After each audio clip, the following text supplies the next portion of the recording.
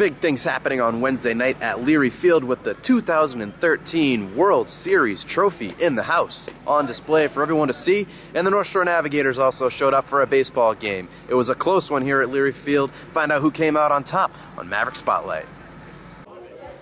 And there it is. You can practically see the epic postseason run of the Boston Red Sox unfolding in its beautiful reflection. And speaking of champions, this is the Cal Ripken 12-year-old New Hampshire state champion team from Exeter being honored at Leary Field on this special night. Big shout out to these young stars who have won their respective state title 4 years in a row now. Perhaps we'll see some of those faces hoisting that trophy in the next decade. But on to the highlights. We open with sophomore Walker O'Connor. Returned to the Navigators after a very successful season last summer. Looking for more success, he gets Mike Mastroberti to offer for strike three. To the other side, top fifth in the North Shore with ducks in the pond. Sean O'Neill going hunting, just stays inside the ballpark, but Matt Ramsey and Rich Baerga come in to score. It's 5-0 boys in blue. Bottom six now. Mavericks still looking for their first run. Alex Merritt, he's at it again. Loving the high cheese down the line and driving in Gendron from second. Seacoast is on the board trailing 5-1. But O'Connor would dig deep and retire the next three batters in succession, finishing with Cameron Hanley chasing in the dirt. Not overpowering, but tricky, tactful, and completely in control. O'Connor goes for 6 innings while scattering 5 hits, allows just 1 run. To the top of the 7th, Nolan Fisher pounds the first pitch of the inning way out of here. Navigators take back 1 on the solo shot. It's a 5-run lead once again. Then it's Tazo Stepopoulos' turn to answer back. Ramsey is the victim. It's not Tazo's best start of the summer, but he still provides 7 strong innings, only 3 earned runs, allowed on 8 hits to go with 7 Ks. And here's good news, O'Connor's off the hill. It's Brendan Bingle, the hard-throwing righty. But the Seacoast had other plans for Bingle. Dakota Higdon tags a hard single to right center to lead things off.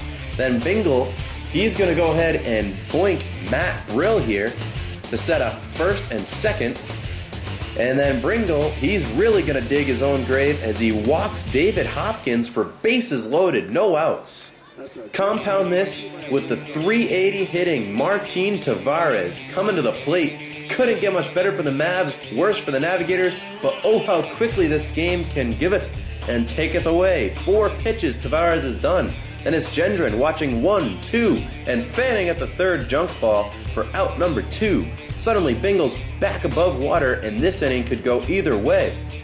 But I'll have to go through Mr. Clutch Alex Merritt. First pitch strike, second pitch fouled away, it's 0-2. Here it comes, the huge pitch. Merritt gonna do everything he can, he puts it in play. A weak roller up the middle, Gessinger lazily over to scoop it up to get the play at second, but he's too late, no play at first, and great hustle keeps the inning alive for the Mavericks.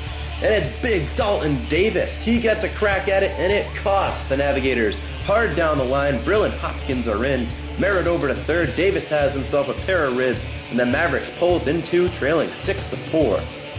We take a second to pause and appreciate this. These are the moments, folks. Beautiful sky over downtown Portsmouth, a pristine Leary Field on a hot summer night, subtle beauties of the game of baseball.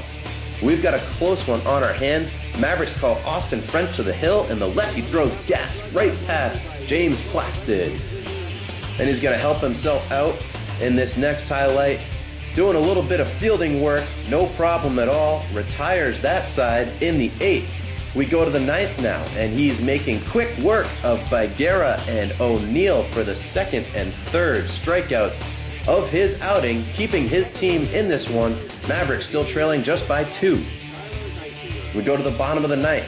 Last breath for the Mavs. It's Martin Tavares, breathing a little life into the possibility of a comeback. Solid single up the middle. That's the 5th run of the game, allows the tying run of the game to come to the plate. It's Mike Mastroberti. He represents the tying run, 1 out away. A hard hit ball, but it's right into the waiting double play setup. More tough luck at the plate for Mastroberti. The Navigators hang on to win 6-4. We grabbed a word with the veteran shortstop. I mean, we're just a good hitting team. We're just staying at it, and we keep having good quality at bats. We're gonna have a shot.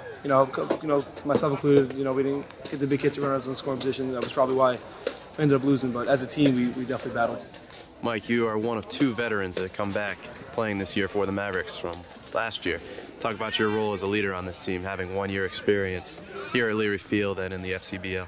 Yeah, you just try to, show the guys how it's done, and I don't know, just try to be vocal, try to keep everybody up. We got a bunch of leaders on this team. It's just not just myself. So. And how is everybody holding up? It's a pretty grueling schedule here. Yeah, I mean, everybody's grinding it out. Nobody's giving away at bats, which is good. That's why we're in every single game. The big hits will start coming. We'll be just fine. And here's a look at that tough road trip we previewed on our last show heading into the weekend. The Suns come away with 2 one-run wins, and Seacoast gets 1 win on Sunday against the Navigators, but nonetheless, the North Shore climbing their way up the standings, now just 2 games back of the Mavericks. Mavericks dropping down to 3rd in the East. Meanwhile, they take on the Pittsfield Suns tomorrow, who are the hottest team in the FCBL, 21-14 on top of the West. Folks, that's going to wrap things up for tonight's episode of Maverick Spotlight. Another tough one here for the Mavericks, but they look to make the turn, hosting the Pittsfield Suns tomorrow. Stay tuned for more highlights. Craig Riotto signing off. One more episode.